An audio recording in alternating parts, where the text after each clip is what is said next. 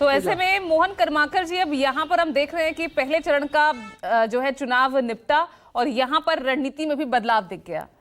घुसपैठिए का जो मुद्दा जो लग रहा था, जिसने बीजेपी को एक बराबर की फाइट में लाया, अब उससे भी थोड़ा सा पीछे हट गई है।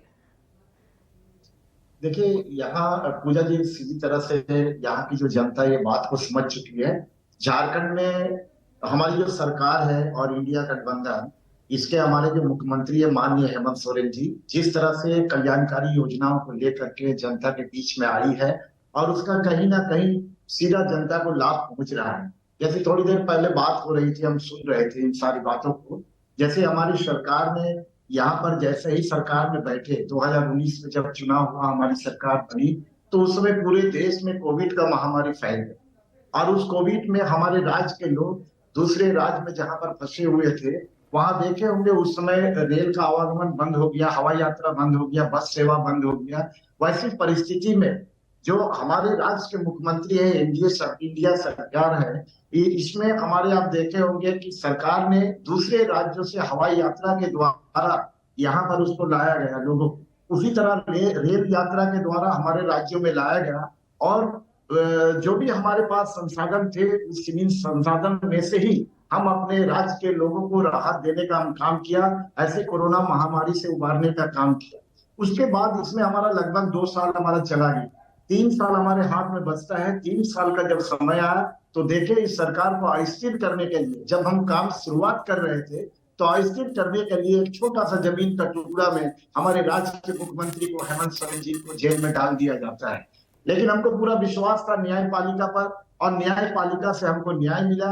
5 महीना हमारा उस समय बर्बाद हुआ उधर भी। उसके बाद हमारी राज्य के मुख्यमंत्री ये योजनाबद्ध तरीके से काम करने के लिए जब ये शुरुआत किया, यहाँ आप देखे होंगे जो बकाया बिजली बिल था, वो सारे लोगों का बिजली बिल माफ किया गया। 200 यूनिट तक उसको फ्री बिजली देने का घोषणा हुआ। इसके साथ साथ किसान का 2 लाख तक का लोन जो था यहाँ झारखंड राज्य में, उसको माफ करने का काम किया। साथ ही साथ मुख्यमंत्री मैया सम्मान योजना, इसमें हमारी राज्य की महिलाओं को जो 18 वर्ष से 50 वर्ष तक है, इसको सम्मान देने की ये बात हुई है और हमारी कैबिनेट ने यह निर्णय भी लिया है, ये दिसंबर से उनके खाते में अब ये 2500 रुपया उनके खाते में आएगी। तो इस तरह की कई कल्याणकारी योजनाएं यहाँ पर चल रही है और जिससे हमको लगता है कि भारतीय जनता पार्टी के पास अब कोई मुद्दा नहीं रहा है, क्योंकि उन्होंने 2014 में जब सत्ता में आए थे तो निश्चित तौर पर आप देखे होंगे बड़े बड़े वादा किए थे।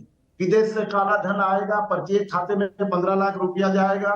2 करोड़ नौजवानों को रोजगार मिलेगा, 10 साल में हमको लगता है 20 करोड़ लोगों को रोजगार मिल जाता, 100 स्मार्ट सिटी बनेगा, कहीं नहीं बना, 100 एम्स हॉस्पिटल बनेगा, कहीं नहीं बना, किसान का आय 2 गुना होगा, वो भी नहीं हुआ। तो इस तरह से और उसके बाद बहुत हुई महंगाई की मार, अब की बार मोदी सरकार, ठीक है। बहुत हुई महिलाओं पर अत्याचार, अब की बार मोदी सरकार, ये सारा नारा उसका एक प्रकार से फ्लॉप हो गया। और झारखंड में 24 वर्षों में लगभग 18 वर्षों तक भारतीय जनता पार्टी किसी न किसी रूप से यहाँ शासन किया। आज इस राज्य को एकदम, जबकि ये खनिज संपदाओं का राज है, आज चाहता 3 राज्य एक साथ अलग हुआ था, छत्तीसगढ़, उत्तराखंड, झारखंड, आज वो दोनों राज्य हमसे आगे निकल गया, लेकिन हम विकास के पैमाने पर अब पिछड़ गए। आज जब हमारी सरकार इस राज्य को विकसित करने के लिए, यहाँ के लोगों को जब न्याय दिलाने के लिए, उसका अधिकार देने के लिए जब काम कर रही है, तो इस तरह की नारा ये लोग ना करके लोगों को आपस में बांटने का, आपस में लोगों चलिए, को, वो तो 23 नवंबर का दिन है, वो ही डिसाइड करेगा कि आखिर विकास के नाम पर या नारे कितना उन्होंने जोर जनता के बीच पकड़ा। लेकिन